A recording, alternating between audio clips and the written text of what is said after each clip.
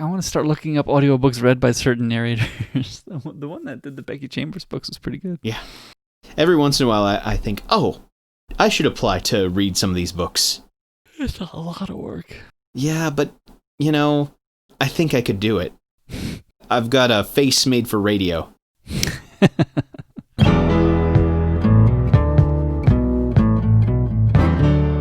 Welcome to My Hill to Die On, episode 31. Everyone has things they are passionate about. Things we want our friends to try and experience. So we've convinced each other to try different things. And we talk about these experiences to see if we can just get one more person to join us on our hill to die on. We had an interesting experience happen to us. So my wife bought a coffee maker. She has been wanting a coffee maker for a long time, but has avoided buying one. And she must have done some research and purchased a Nescafe machine. Okay. I hadn't looked into these at all ever. But when my wife bought it, I could see the appeal. I mean, basically, she buys capsules of coffee, right? And I know, because I'm the one doing the dishes in breakfast time, that cleaning the grounds out of the coffee machine that we have now is a pain. Mm-hmm. So if you can buy capsules that have all the grounds in them, and then you just throw the capsule away, very slick and easy, since we're throwing all the grounds away anyway. Just toss the whole thing. So I was like, wow, that's not a bad idea. Just pre-package all of that up and then toss it, no problems. So anyway, she bought this in the beginning of November. And last Saturday, it died. So it lasted less than a month.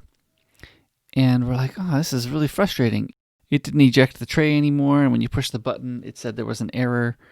Anyway, lots of weird things were happening, so we're like, this is a pain in the neck. I found the help number, and we called up, and we said, hey, this isn't working.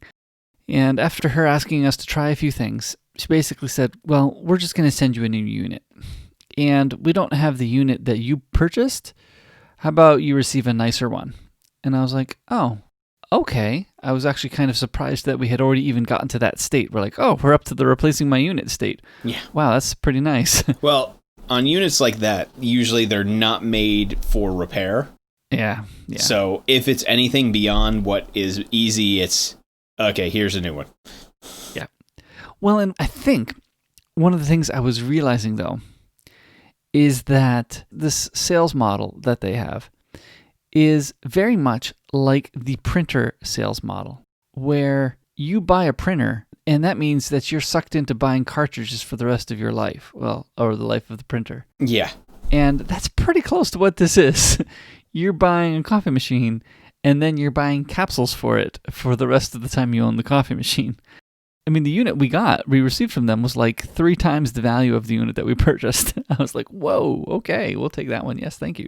The capsules you bought for the old machine, do they work on the new machine? They do.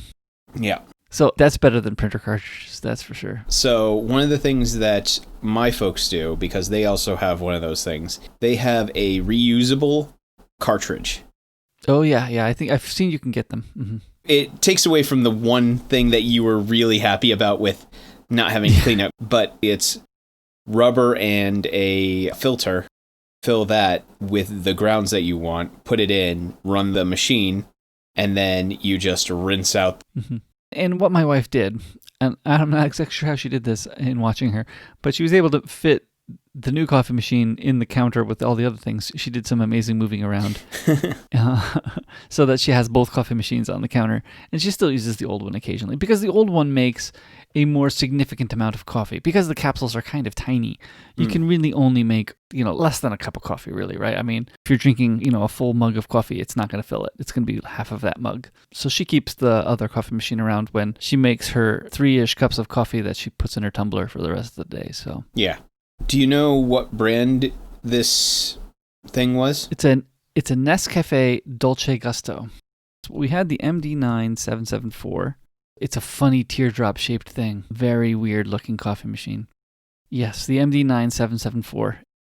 And we got the MD9 779, which is also yet another spacecraft-looking thing. Yeah, that looks really weird. They all look really weird. If I didn't know better, I would think it was one that needed a Bunsen burner underneath it. Mm-hmm. Simply because of how this thing is shaped. Although I also know that it is in no way, shape, or form anywhere near a siphon filter. Thank you. That's the word I was looking for. Oh, yeah. Weird shaped coffee. It just struck me as weird that coffee makers are making printer-based pricing structures. It's fine. It is nice that all of the capsules fit all of the Nescafe Dolce Gusto machines. Like that, not a problem. And they make a whole bunch of them. And Starbucks even sells capsules. Yeah. I wonder if they license the shape from Nescafe. Then you can grab the reusable ones. Mm-hmm. Part of the reason why I like the reusable ones is because it means that, A, you can put whatever coffee you want in there. Mm-hmm. So you aren't required to use their coffee. Mm-hmm. Mm-hmm. And my wife has found that she actually likes the coffee that she's gotten so far. So okay, that's a benefit. I'm just a snob. Well, she didn't like all of them. She just found some that she did like. She did buy like a variety pack at first and tried a bunch of them. And the ones that have powdered milk inside, she definitely is like, no more of those. Yeah. We're not getting any more of those ones. Yeah, no. If I want milk, I'll pour real milk in. So I have just said, no, I am too much of a snob. I will go and get the coffee grounds or some beans that I like and actually put them in. Mm-hmm. But as of right now, I just use a regular drip coffee. I have a small drip coffee here at home, and then I have my very large pot that sits right by my desk at work. Mm-hmm. Because clearly, man needs 2 coffee pots. Mm-hmm. But yeah, she just got the replacement unit yesterday. She cleaned it up this morning and tried out some coffees again. It was good. So, Ryan, what game do you have for us today? Now, before you react, the title... Is it My Little Pony? Friendship is Magic? Does not reflect the content. Okay. So, the reason I say that is because the game that I felt like I should bring up is one called The Sexy Brutale. Sorry. Okay, I was thinking more like, it's going to be called like Underworld, Hell, whatever. No. Something. or shoot 'em up number 4. No, but it has the word sexy in the title, and Sorry. that is why I had to say it like that. Is this the game where you were the janitor defending the ladies in the brothel? No. I didn't know that was a game. I made that up. The game, The Sexy Brutale, gets the name from the building in which the entire plot takes place. Really? Well, technically, it is a yearly party. So there's not like a main character that's over-sexualized? No, you are actually following a character named Lafcadio, Boone. Wow. Okay. So that's the name of the character. He is a preacher who wakes up in this party where everybody is wearing masks, and there is a time loop that keeps happening. Oh, okay. Interesting. Where everybody is experiencing the same 12-hour period, reliving what is effectively the deaths of all the people in the party over and over again. And everybody's reliving it. So everybody understands they're reliving it, or only he understands it? No, you are the only one who understands you're reliving it. So everybody is basically going about their day, things are happening, and then the various people die. And so what you are doing is going throughout the mansion and trying to figure out what is happening and how to stop everyone from dying, to break out of the time loop. It is a really cool story. I'm just trying to think of how much I want to give away on this one, because this is one game that it's all about the story. So you're going around the entire party, discovering clues and finding items and trying to set things up. One example of something that happens pretty early in the game, there is a woman who gets knocked out and then put into a room where a giant spider goes forward and devours her. Okay. And her husband is poisoned next door. And this is a very early one. But what you have to do is you have to save the husband so that he can save his wife. And so you do that by preventing him from being poisoned and then opening all the doors so that he can get to the room where she is tied up before the spider eats her. And you have to open the doors every loop, right? If you open a door in one loop, it's not going to stay open the next loop. I don't remember. It's been a while since I played this game, but I think some things will reset, some things won't reset.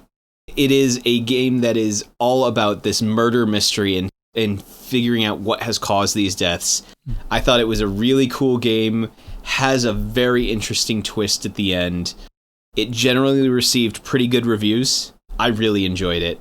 But yeah, I found it amazing and I really liked it. And I thought it was a fun game for all of its puzzles. And I thought the storyline was excellent. And you know what? Time loops are fun. Mm-hmm. Yeah. Yep. When done well. And it sounds like it's pretty good. So I should mention, early in the game, you get a watch, which allows you to rewind time to the beginning of the 12-hour period. Mm-hmm. Okay. So anytime you realize that it's gone past the point where you need to prevent a certain death, you can just go, okay, let's reset back to the beginning of the 12-hour period. It is available on PC, Xbox One, and PlayStation 4. I don't think it's available on Switch. Oh, apparently a Switch version has been released. Oh, okay.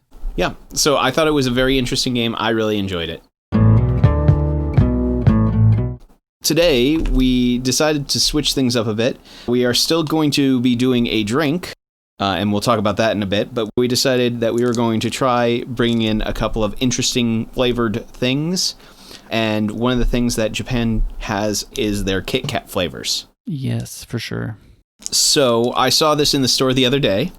This is a sparkling wine with strawberry Kit Kat. Because you couldn't just do sparkling wine or strawberry. You had to do them together. Yes, sparkling wine with strawberries. Mm-hmm, mm-hmm. It is interesting. For those of you who have had Kit Kats like this, I should start by saying that these do have a very, very small amount of alcohol in them, the same way like a good tiramisu does. Super small, like not enough to get anybody drunk, unless you are eating like 12 packs, and ain't nobody got that much money. And even at that point, you would still have so much other food in your belly that I don't think it would have any effect. Oh, yeah. So that's what we're going to do for the snack. As for a drink... For the drink today, we have CC Lemon Sweet Honey. So for our devoted listeners, you will probably remember that CC Lemon Rich Honey is one of the ones awarded the worst drink we've ever had. So CC Lemon Sweet Honey is going to be vying for the same honor. No. Come on. Everybody knows that Caramel Punch definitely has that honor. It is definitely the most recent bad drink. Yeah. I don't think that Rich Honey was anywhere near how bad Caramel Punch was. Caramel Punch was nasty. But yeah, so we have CC Lemon, Sweet Honey, and Sparkling Wine Kit Kats. So I think, should we have the Sweet Honey first? No, let's do Kit Kats first. All right, let's do Kit Kats first then. Mm-hmm. All right. So it is a strong smell. Ooh. Definitely smells like strawberry. Mm-hmm. It is a white Kit Kat too. They are white Kit Kats, yes. With the picture on the bag has red filling. Mm-hmm. That's probably the strawberry filling, I guess, right? Probably. So. I like the strawberry. Mm-hmm. But I think the wine is a little bit weird. Yeah. I feel like the wine is a little bit too powerful. Mm-hmm. I feel like the strawberry flavor is nice, but the balance with the wine is completely off. Mm-hmm. Mm-hmm. Yeah. I'm not a big wine drinker, but Yeah. I guess. It's all right. It's nothing that I would go out and buy on a regular basis. Yeah, I think so. It has the wine kick, which I think I like the strawberry, and I feel like the wine is ruining it for me. Yeah, I think that's the same way I feel about it. I really like the strawberry flavor, which is the one that hits you first, and then you have the wine kick that comes in afterwards and lingers, and it just ruins the whole thing. Mm-hmm. I'm disappointed. That's too bad. Oh, well. It was an interesting one. Yeah, we'll try another one. Yeah. Are we giving ratings for these two? I would say, compared to a regular Kit Kat, I like regular Kit Kat better. Yeah, I think at this point, yeah. That's about as well as I'd rate it right now. If it was just a regular strawberry Kit Kat, I think I'd probably love it. Yeah, I think that's where I would go to. All right, CC Lemon Sweet Honey. CC Lemon Rich Honey. Let's try this now. This one's the Sweet Honey. Rich Honey was last time. Oh, yes. Sweet honey. Sweet honey. And we've got 40 lemons of vitamin C and only 1% fruit juice. You know, the fruit peel CC lemons that we had before, they had more fruit juice in them. This one doesn't as much. But I am pleased to announce that this is a 500 milliliter drink in a 500 milliliter bottle. So it scores half a point for that. Well, let's see how it is. Yeah, let's see how it tastes. Whoa. I don't remember exactly how bad Rich Honey was, but This is not good. it's not good, but I think Rich Honey was worse, actually. Yeah. It's the fact that I taste the glory that is CC Lemon. It's in there somewhere. And then the sweet honey comes in and says, hi. Mm-hmm. Do you think people actually liked the Rich Honey last year? Maybe they said, oh, the rich honey didn't go well, so let's try sweet honey this time. Let's alter it slightly. We're going to change it just a bit. Yeah, it tastes too much like honey. Now, that being said, honey lemon tea is fantastic. Yeah, I think we had this discussion. I should have listened back. I think we talked about it tasting like fake honey. Yeah, this tastes like fake honey. Mm-hmm. It still does. You know, they haven't changed enough between rich and sweet. It's just, I mean, I'm going to finish it because it's CC Lemon. Yeah. I don't understand why you would add honey to CC Lemon. For me, the reason why you would do honey with lemon is the same idea with the honey lemon tea or any sort of honey lemon drink. Mm-hmm. Oh, okay. So other drinks. Yeah. It's to like coat the throat and make it feel better and that sort of idea. But honey lemon tea, there's more, at least, enriching aspects of honey lemon tea. What are you talking about? Are you saying that you are not feeling the 40 lemons worth of vitamin C right now? I'm saying that the other sugars are probably balancing out the goodness that is the 40 lemons of vitamin C. Yeah, probably. Even without the lemons, probably the rest of CC Lemon detracts. I would love to convince myself that CC Lemon is a healthy drink, but I know that's a lie. But still, it tastes really good. What are you talking about? It's 40 lemons worth of vitamin C. I feel nothing but health from it. I drink this and just feel the power of lemons coursing through my veins. I'm glad you can keep up the charade for yourself. That's very good. Well, what can we say? I drink it anyway. Yeah. Even though I know it's still soda, no matter how you swing it. Yeah, I think a 4. What are you going to say? Are you down to 3? I think I'm going to say a 4. Yeah. It's not as bad as Rich Honey, but I will finish it. I'm going to give it it's either a 3.5 or a 4. I'm going to start adding decimals in at this point. They've improved. They've improved on Rich Honey. Yeah, which I should have looked up what we rated Rich Honey at. Yeah. Oh, well, I didn't look it up either. But Rich Honey was pretty bad. I think we rated Rich Honey pretty low. But even if this is a 4, I think it's an improvement, that's for sure. I just don't... Yeah. Well, here's the deal.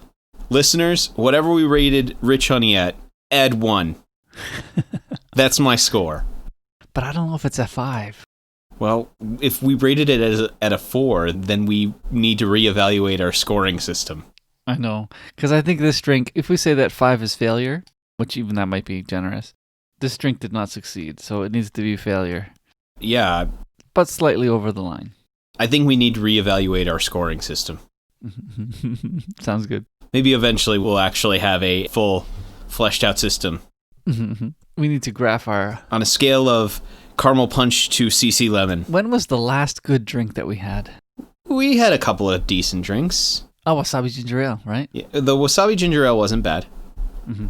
I know you liked it a whole lot more than I did. Well, because I like the fizziness of it, I think. Yeah. Oh, and Coke Orange Vanilla. That was good. Yeah, and CC Lemon Salty actually was one. Yeah. It's been 8 episodes. Sorry.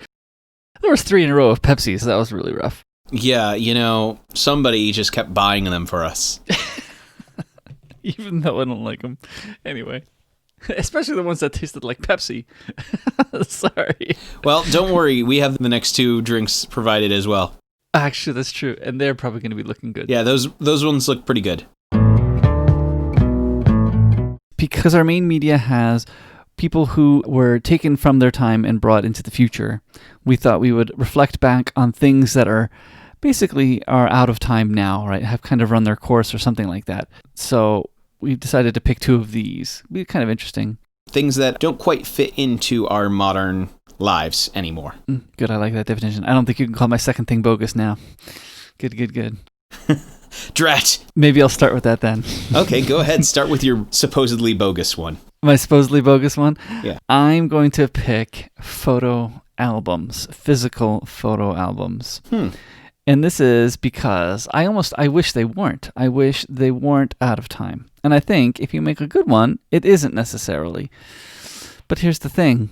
I spent tons of time making photo albums 15 years ago when I didn't have kids and I had lots of time. And I had all this time to get photos, pick photos for certain pages, get them printed in the sizes I wanted them, go downtown and buy acid-free paper from the art store and lay them all out in books. I had a great system going. It was wonderful. But I never look at any of those books now. I don't open them at all. They stay on the shelf. Once in 5 years, my kids will pull a book out and look at it, but they don't really look at it. So I wish photo albums were more of a current thing or more something that we used, but they're not. And what I have found the best way for my photos to be looked at, or our best photos to be looked at, is on the screensavers of my computer and on the screensavers of my Apple TV. That's where our photos get looked at. And I wish there was more context to things in those instances, but I have been specifically picking photos for those screensavers for a long time now, so there are our best photos, and I've been building up the collection. But I wish that the albums were more looked at too. Yeah. And I'm not really talking about my 15-year-old albums. I'm fine with them not really being looked at because really it's just me, maybe a few pictures of me and my wife before we were married. But because I don't have enough time to make physical stuff anymore, I've been making my ebook photo albums. Yeah. And I enjoy that process more than physical books. But even those we don't look at that often either. So, oh well. And I will say that I've seen some of your digital photo albums, and I think those all look fantastic to me. Yeah, I like the way they've turned out. Because all of our phones take live photos now, I embed those tiny little videos into the album. So it's quite nice. When my current iPad is retired, I was thinking of putting all of my photo albums on my current iPad. But still, at that point, who's picking it up to look at the albums?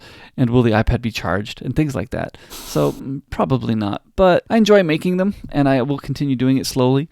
I probably make 1 or 2 a year, so it's not like I'm making a lot of them. And I only make them of one event a year.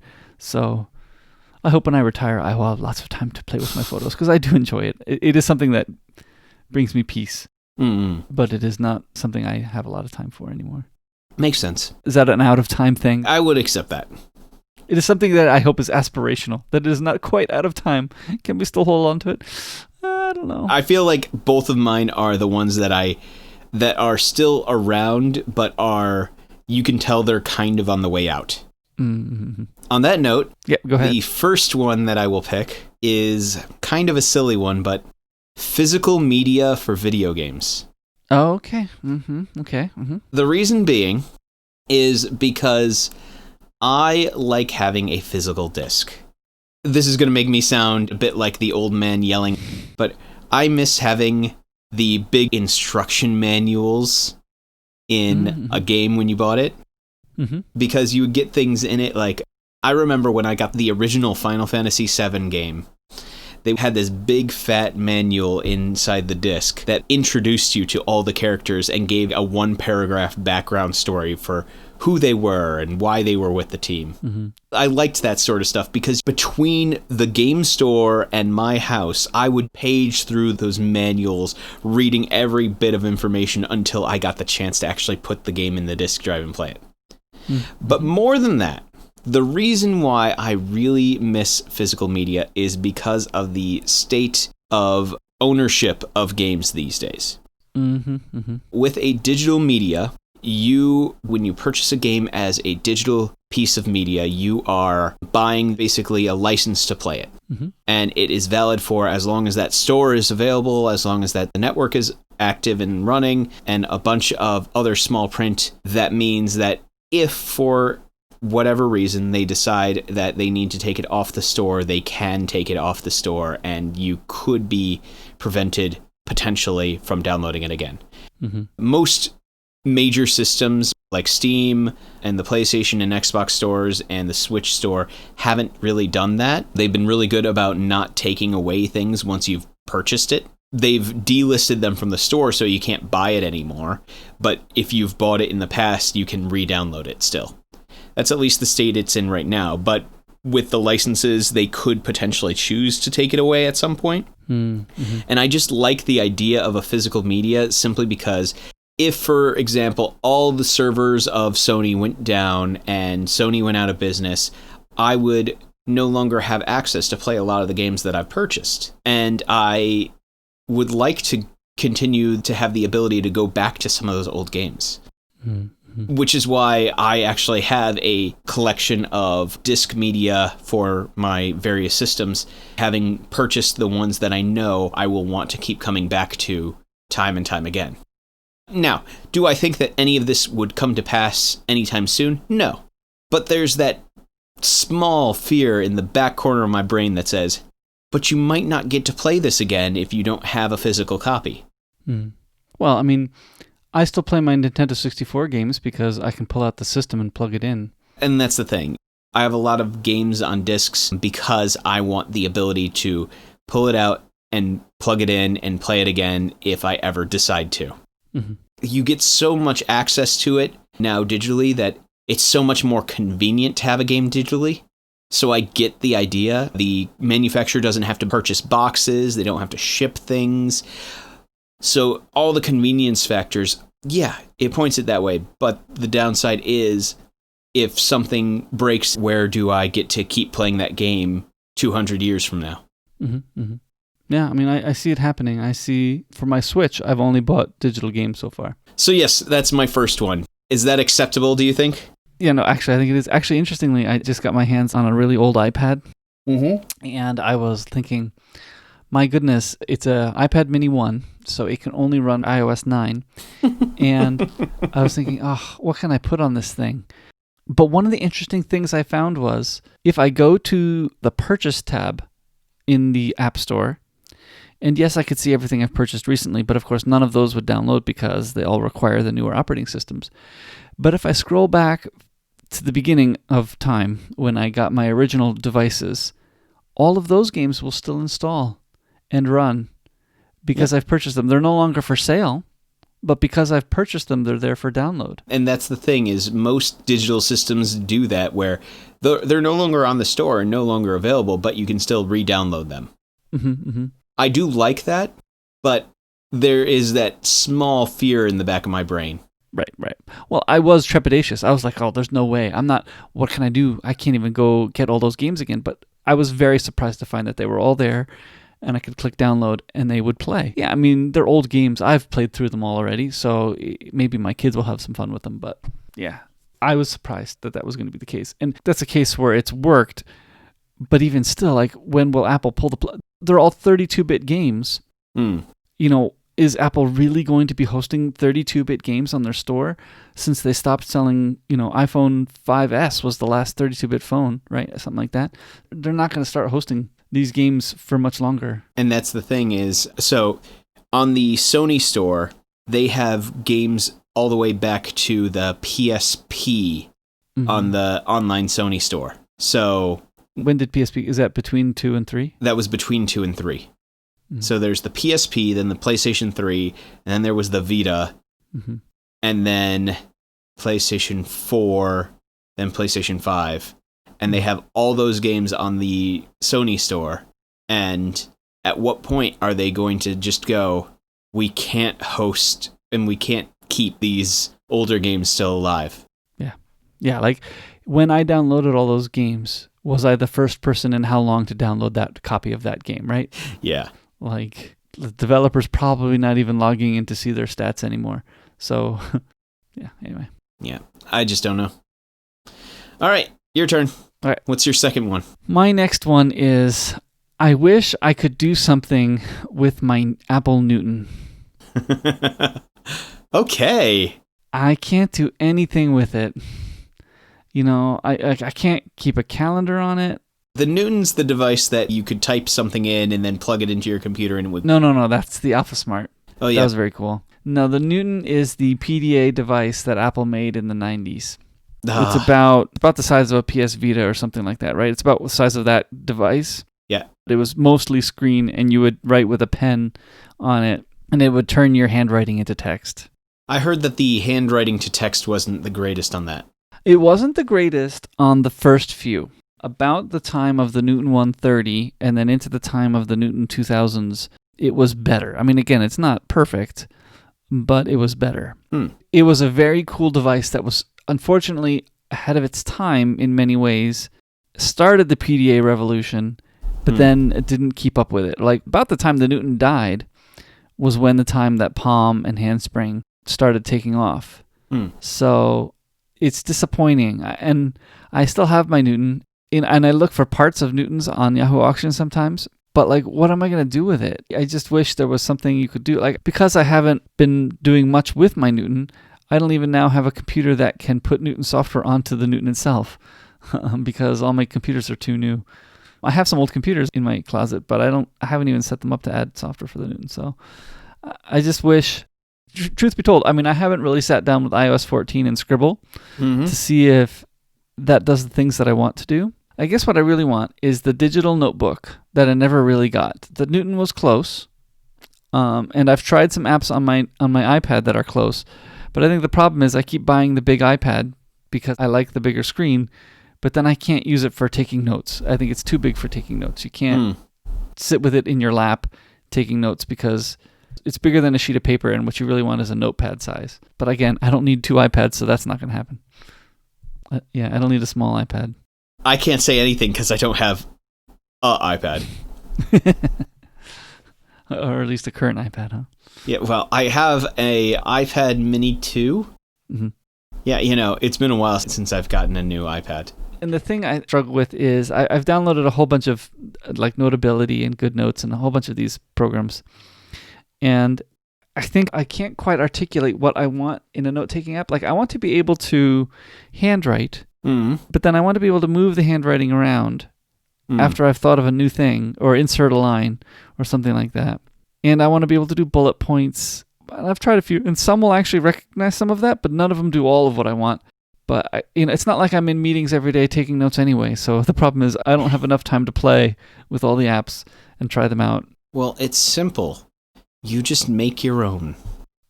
Make my own program? Oh, yeah, that'll do it. That'll be a nice and quick project, right? Yeah, I can't do that anymore. I can't be making my own things anymore, Ryan. You know me that I'm doing that for like 5 other projects right now. I know. It's not allowed. It's not allowed anymore. It's not? No. That's why I'm here to just be the little devil on your shoulder. The fuel on the fire? Yeah, some people get an angel on one shoulder and a devil on the other. You just get a Ryan on one shoulder. Anyway, I wish the Newton was better. And maybe what I need is a Galaxy Note. No, you don't, because it's Samsung. Yep. Well, Samsung I don't have a problem with. It's Android that I have a problem with. It's not that I have a problem with it in general. It's that I don't have any apps there. Like, what? I start from scratch again. I don't want to. Yeah, that was more of what I was referring to. The fact that it's Samsung, which means it's running the Android iOS.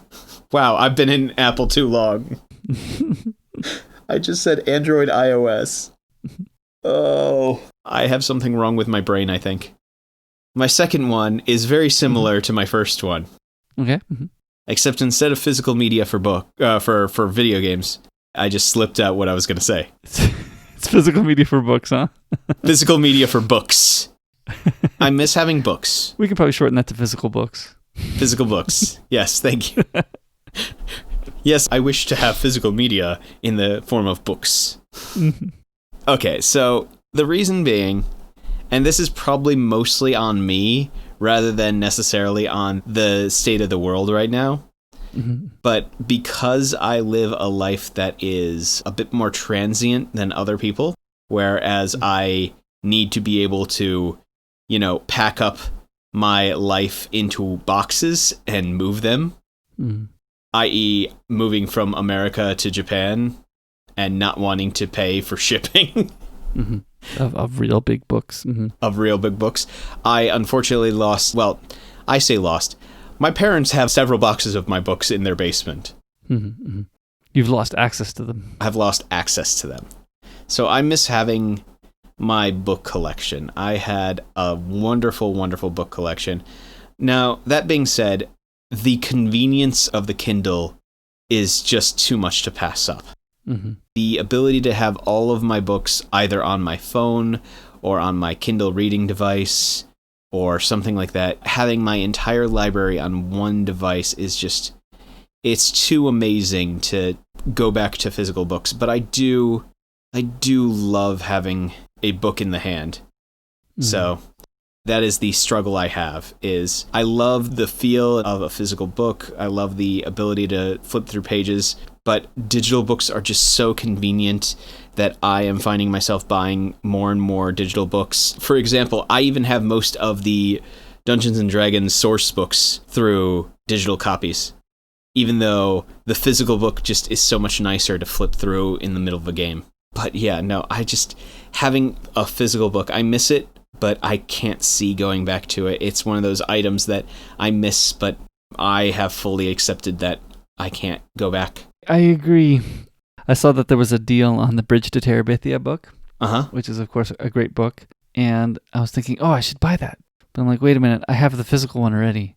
So I was talking to my coworker. I was like, do I do this? Do I not do this? And she said, would you read the ebook? And I was like, probably not. I have the physical book. She's like, then why do you buy it? I was like, man, you're too reasonable. How dare you argue with me with logic? I know. How dare you talk me out of buying something? Oh, well. If that coworker is the person who I think it is, yeah. Yeah. Logic is kind of their go-to. Well, and she's a book person. Yeah. More than any book person anyway, probably. Oh, yeah, she is. How are your feelings on digital videos, though? Movies and TV?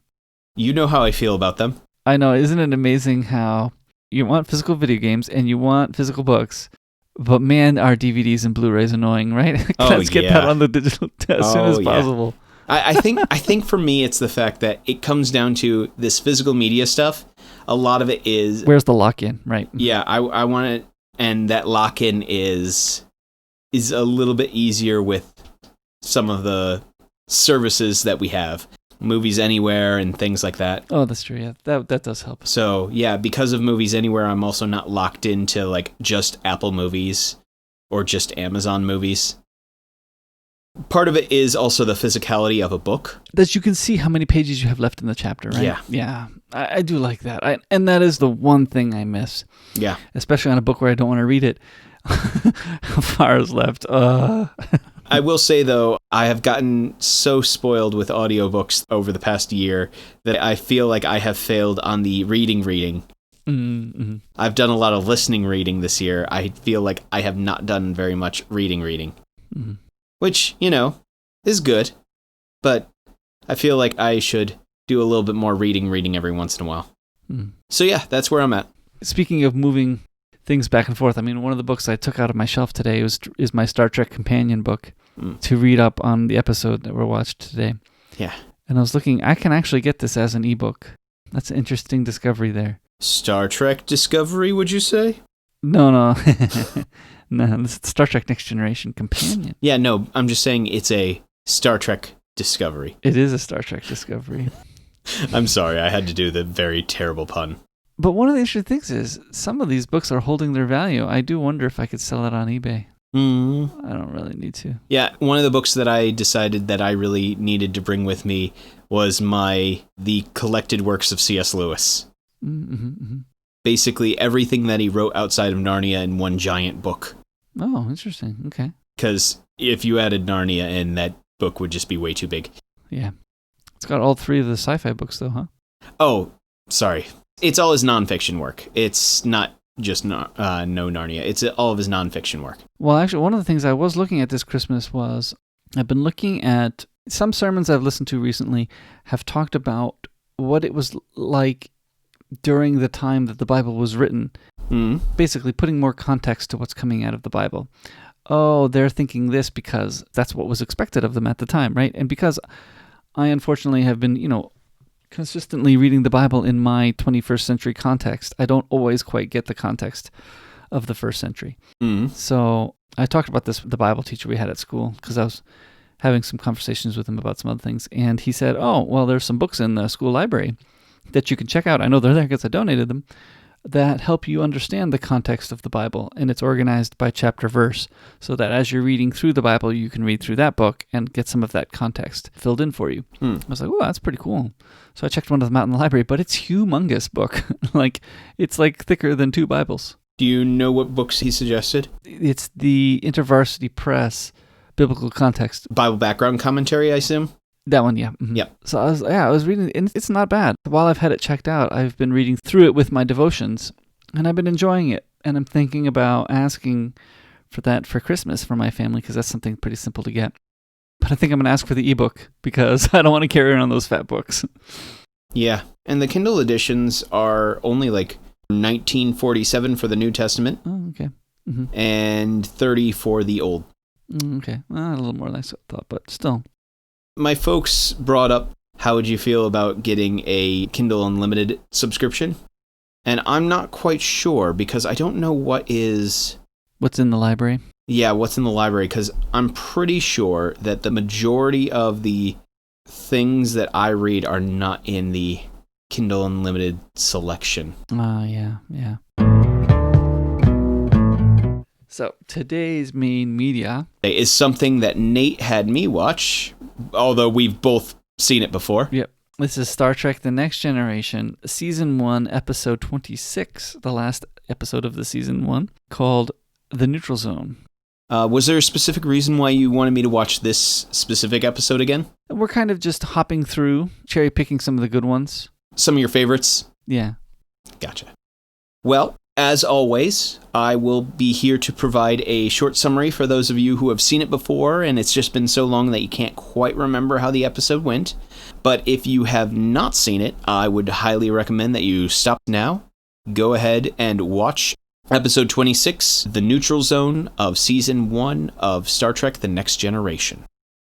The episode opens with Data and Worf investigating an ancient space capsule that just happened to be floating near their rendezvous spot with Picard, who is away at a conference. On the capsule, they discover 3 people had been frozen in cryostasis on board.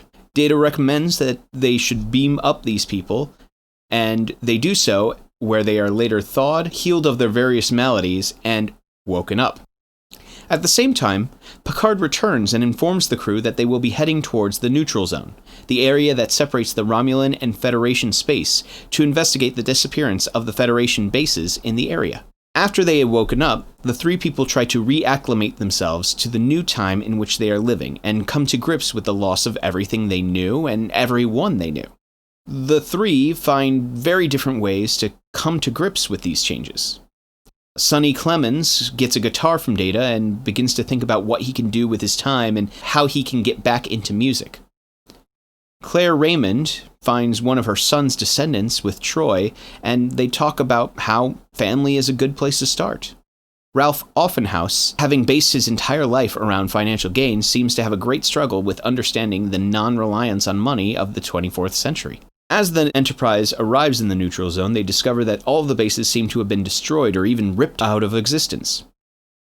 As they're investigating, a Romulan warbird decloaks in front of them, and the 2 sides have a very tense conversation revealing both sides were not responsible for the disappearance of the bases, as the Romulan bases had also been destroyed.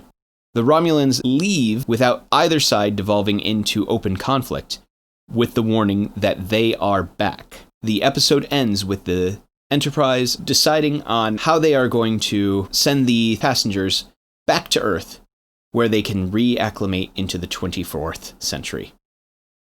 So you liked this one? Yeah, I like this one. It is very interesting. It is one that you get to the end of the episode and you kind of go, nothing happened.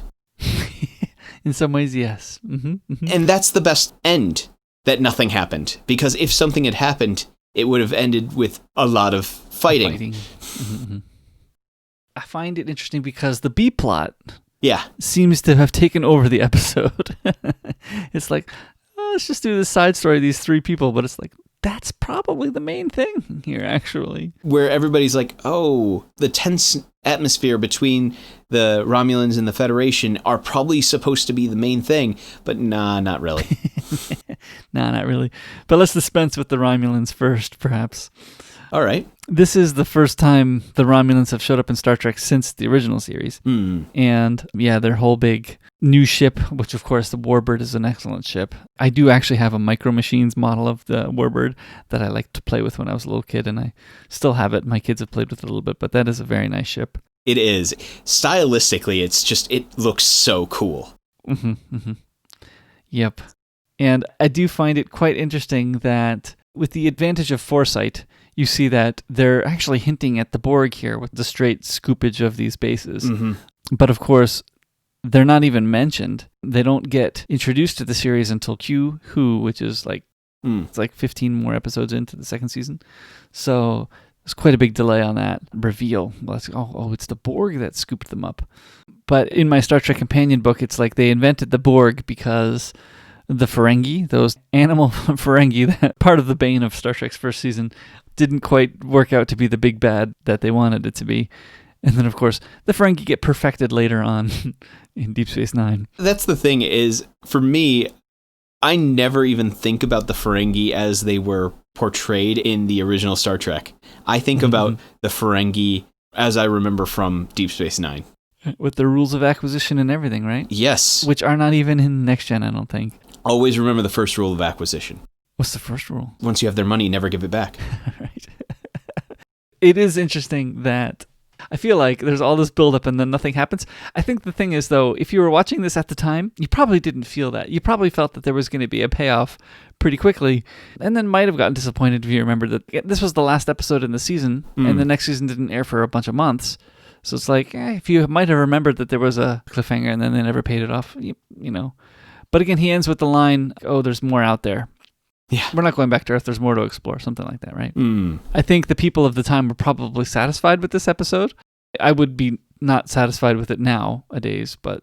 Given that it's the last in a season, it feels like too much of, well, what's going to happen? Right. And then we don't even see the Romulans until later, too. Like even that ball kind of drops. Yeah, it's disappointing. I think this is what pushes the B plot to be the bigger story. And I think the fact that it doesn't have resolution, I think that's the thing that... Now, again, in reading the Star Trek Companion, it looks like there was the writer's strike of 1988 that affected a lot of second season. Oh. So perhaps if there had been a full writing staff at the beginning of second season, maybe we would have seen some payoff. I don't know. Yeah, that makes sense. Oh, looking right here, it says that due to the impending strike from the Writers Guild, certain story ideas were removed from the plot. So originally the plot was supposed to be more, which included the planned first appearance of the Borg. So they were originally planning on having them appear here. Is that on Memory Alpha? Yeah, I'm on Memory Alpha. Yeah. Yeah, I think I read some of it there and some of it in my companion book. I just didn't know that they had originally planned on making them actually appear in this episode. In watching the episode, I was like, the only enemy... Well, because they said that the Romulans didn't do it, in my head I was thinking the only enemy that scooped, like they commented on, is the Borg. But then you see that... When is that? That's in the Best of Both Worlds, which is, between seasons 3 and 4. Yeah. So they don't really get back to describing the Borg being that kind of bad until then. I mean, yes, you see the Borg being bad in... Wow, is Q Who the only episode in between there that has Borg? I think so, right? I think so. Episode 14 of season 2? Q Who, and then Best of Both Worlds is the next one. Yeah, so there's big gaps between when we actually learn about the Borg. I mean, I don't know if it's too bad, but... Well, they made a couple of appearances in later series as well. And we got a full movie of First Contact. That's true. It's true. And they did it well, right? So, I mean, I guess, hey, if you're going to wait, do it well. And they did. So... But the supposed main plot I thought was interesting, but yeah, it did feel like there was no resolution, and all it ended up being was the Romulans saying, hey, we're here, and we're back. Although it was quite fun that one of the Romulans is Goldacott. Of course, he's not Goldacott, but he's the actor that plays Goldacott. Did you notice that? I did not notice that. Yeah, the one on the left is the actor that plays Goldacott later on in Deep Space Nine. Apparently he was in one other first season episode already too, but I didn't go back and watch that one yet. He plays 4 different characters in Next Gen, and then settles into Goldacott on Deep Space Nine. But once you know it, it's too hard not to see it, unfortunately. He's like, oh my goodness, he's talking just like Gul Dukat. So what you're saying is you've now ruined it for me. I know, I pretty much, yeah, sorry. It's fine. It's like, oh, that's just Gul Dukat talking. And it's like, but he looks like a Romulan, but it's Gul Dukat. Oh, wow. Sorry. Yeah, it's fine. I mean, what are you going to do? Mm-hmm. Yeah, but anyway, I think the bigger story is the three people that they are reacquainting to the 24th century. Mm-hmm. Interestingly, again, being the last episode of the season, I think it interestingly tells everyone what Star Trek is about, except for a few stray lines in the show. Mm-hmm. One being Riker saying, why do we bother touching this junk? It's going to burn up in a few years anyway, so we don't need to worry about it. Or in Picard's line of, they were already dead, you didn't need to rescue them. Mm. If you ignore those two lines. Yeah, those two lines felt a little out of character, but that being said, I will defend Picard because he was under a little bit of stress at that point. Yes, yeah. We can give him a few cents worth there, but because I mean, he was just told by command, "Hey, we need you to go to the neutral zone and potentially be the first contact with this group of people who we haven't dealt with in 50 years." Yeah, deal with the bigger problem. Yeah, he was having pressure from above. Yeah. But I think what's interesting, I mean, Picard has the great line to Offenhouse that the challenge in the 24th century is to better ourselves. So we've evolved beyond greed and wealth and possessions. And even, Riker says to Data, it's amazing we grew out of our infancy. Yeah. So, I mean, I think one of the things that's interesting, and this is Star Trek, is that the future is positive. Mm-hmm. Where if you look at movies and TV, nowadays, Hunger Games, I recorded the Book of Eli off cable the other day. These movies are all apocalyptic, either we're using up the world and it's now a wasteland, or there was some tragedy. It comes down to the fact that many people, when they think about the future, they acknowledge the fact that things can't continue as they are forever. Yeah. Mm-hmm. And usually how it changes branches into two paths. Either there has to be some giant apocalypse or terrible event that forces humanity into being better, or some other event that basically brings us together in some way. Right, actually, that's a good point. So Star Trek is the latter one. Yeah. Because the thing that forces us to be better is when the Vulcans land. Mm-hmm. But the event that caused humanity to become better, to grow out of its infancy, is the fact that we've learned, there's actually Vulcans out there. There are other things beyond us. Mm-hmm. And that's the thing, is whether it's that knowledge that forces us into being better than we currently are, or if it is as a apocalypse or some sort of terrible event. Mm-hmm. Those tend to be the two categories things fall into. And even still, some apocalyptic futures aren't even necessarily improved, right? I mean, Hunger Games isn't necessarily even better. I liked this. And I also thought it was kind of neat bringing these people to the future, right? I did like the singer guy, which I wonder how successful he was as a singer. Enough to support his vices, I guess. He doesn't necessarily accustom quickly, but he continues to understand how to relax where he is. He rolls with the punches. Right. Whereas the others have different things that they were holding on to that make the transition a whole lot harder. I think it's the fact that the musician didn't really have something that was holding on to him in the past. Right. I did also think it was interesting that, I understand Offenhouse's confusion too, in some ways, saying that, comparing the Enterprise to the QE2, because it is a luxury liner in many ways, except for the fact that it's a military vessel. They've just outfitted their military vessel with luxury accommodations. Whoa. Military? It's an exploration ship. Starfleet is a military organization. For explorers. Well, yes and no.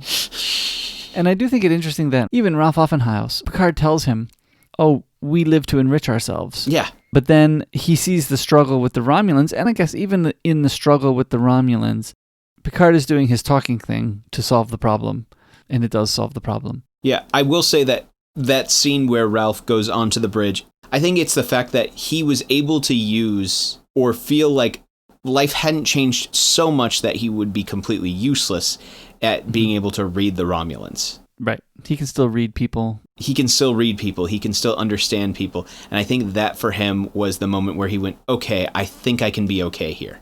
And I think that was a big thing for him, because for everybody else, they had to have something that helped them move on. For Clemens, it was the guitar. For Claire Raymond, it was finding her son's descendant. Her descendants. I think for Offenhouse, because he had pretty much spent his entire life gaining money, putting up bonds, and all that, he had nothing to still hold on to because the world had basically moved past money until he realized that he can still read people. He can still understand how people work, and that hadn't changed. I like this episode because it gives a feel of Star Trek. I mean, if you're watching this episode to get a feel of all of Star Trek, you're probably not going to get it, actually. But it does have the Star Trek feel to it. Even in the first season. Let me say it this way, too. It has the more Next Generation feel of Star Trek. So you're saying this episode to you feels like a big transition point from season 1. It was transitioning into more of what was to come with Next Generation. Yes, I would say that. That makes sense, because, yeah, after season 1, it definitely has a completely different feel to everything. But I mean, season 2 has a few good ones, but definitely season 3, 4, 5 really pick it up. But I think this is one of the first turning points from silly things. And even reading the Next Generation companion book, even though we look back at season 1 and say, wow, that's not amazing, back then people were like, wow, it's amazing, because that's all they had to see. But I mean, now I look back on Discovery, almost the whole plot of Discovery is, let's keep Federation the Federation. Let's focus on the ideals of the Federation and hammer them home. And that's what Discovery is basically about, all 3 seasons so far. I mean, it started in the original series. It's really kicking up its game in the Next Gen, starting with one of these episodes. It's not the only thing, but definitely this one was one that pushed it along. Yeah, I agree with that. Anything else we really want to bring up? No, I think that's it. And again, it's not an amazing episode, but it's an interesting episode. It also is very interesting to think about what it would be like if we suddenly woke up and we were 400 years in the future. Yes, that would be quite interesting. Even Discovery's playing with that this season, where they've woken up 930 years in the future, and what has changed. So everything. I think it's a fun episode, good to think about. Also, I did want to yell at the screen a couple of times. I wanted to yell at Offenhouse, be like, don't go to the bridge. Yeah, I know. You don't need to know. While yes, your problems seem important, really they're temporary. But at the same time, I just wish Data and Riker just explained things a little better sometimes too. Like, they're just leaving it vague. Yeah. They know he wants answers. It's also the fact that, like, they leave it vague, but also he should have realized, oh, I just called the entire ship a military. Maybe they're dealing with something that is important and life-saving, so maybe, just maybe, I don't bother them right now. Yep. So I did want to scream at the screen a few times. Next time, Ryan, you have a book that I started a while ago because it's a good long one. Yeah, I decided to challenge you to read some epic fantasy. Yep. So next time, we're going to be reading the first book of the Mistborn series, which is The Final Empire. It's written by Brandon Sanderson, one of my favorite authors, really great fantasy writer, and I hope you enjoy it. So it's another first book in a 40-book series, right? Like Mort, or a 40-book universe like Mort is. No. So Mistborn, there's a Mistborn trilogy, and then there is a second Mistborn series, which takes place in the same world, but in a different time. So there are 2 separate series that have been, well, the first one's finished, and the second one is partially done. And I believe book 4 is due out for that one next year, if I'm recalling correctly, but we're just going to read book 1. It's not a 40-book universe like Terry Pratchett's Discworld. No. At most, I'll make you read 7, 8, 9, depending on how many he actually writes in this world. It depends how slowly we make the episodes and how quickly he writes. Yeah.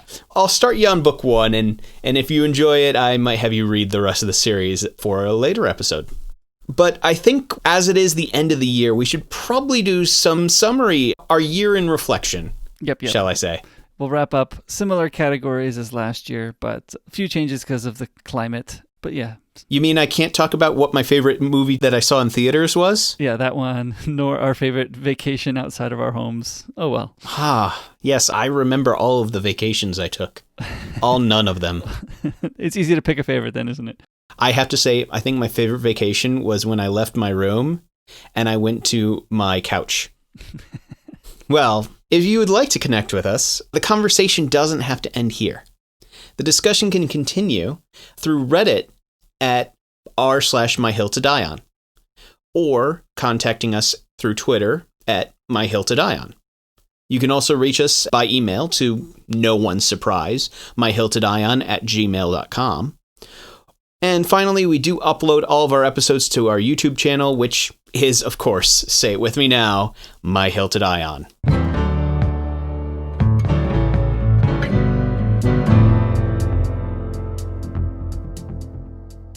This year just feels like it's gone on so long that I don't even remember what was this year anymore.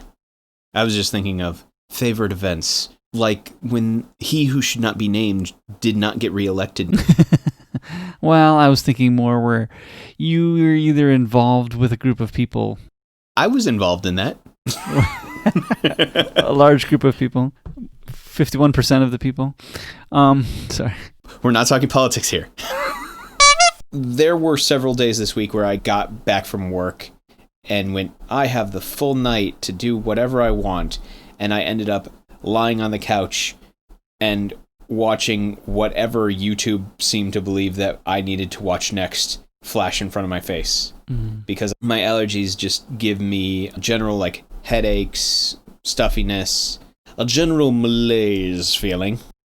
This afternoon, I just hung around my apartment watching several episodes in a row of a TV show called Kim's Convenience. I've not ever seen this. I would love to watch it. I powered through the first 9 episodes this evening. Mm-hmm. So far, I'm enjoying it. I'm definitely enjoying it. I'll have to take a look. Korean family in Canada, right? Yep, Korean family in Canada. It was very fun, so I have enjoyed it so far. And like I said, I only made it through the first 9 episodes. Because they have commercial breaks and all that, on Netflix they're like 20-minute episodes, so they're nice and quick. I haven't gotten hooked on a show that requires VPN yet. I've been cautious of that. Give in to the peer pressure. Just get the VPN and then watch all of the media. Because that's the real danger. Once you get a VPN and you go, oh, so you mean I can watch all of Doctor Who and all of these different shows? You end up doing that. I'm still grieving over that fact and hoping that I can take a trip this spring break. Because last year around spring break was when everything started going downhill. I was like, oh, it'll only be a couple of months. Nope. It's been a year. I think it's very interesting, and it will be interesting to look back when all this is over, because there will be a significant period of time where all of the media is heavily influenced by this singular event that has happened. Because you have like all these podcasts that are talking about in the age of isolation, and you have all these TV shows that have contestants sitting there with plastic guards between them. So there's a TV show that I watch every year around Christmas time called The Big Fat Quiz of the Year. Okay. It's a bunch of British comedians who get together and do a quiz show about major things that happen throughout the year. I'm very intrigued to see what they do with this year, because it's 6 comedians sitting very close to each other, joking around. I'm wondering how they're going to deal with that. By the way, the entire time we were talking about like the terrible events forcing humanity to change, all that was going on in my head was, it's like in the great stories, Mr. Frodo, the ones that really mattered. That whole speech. But it basically comes down to the fact that, but in the end, when the sun shines, it'll shine out clearer.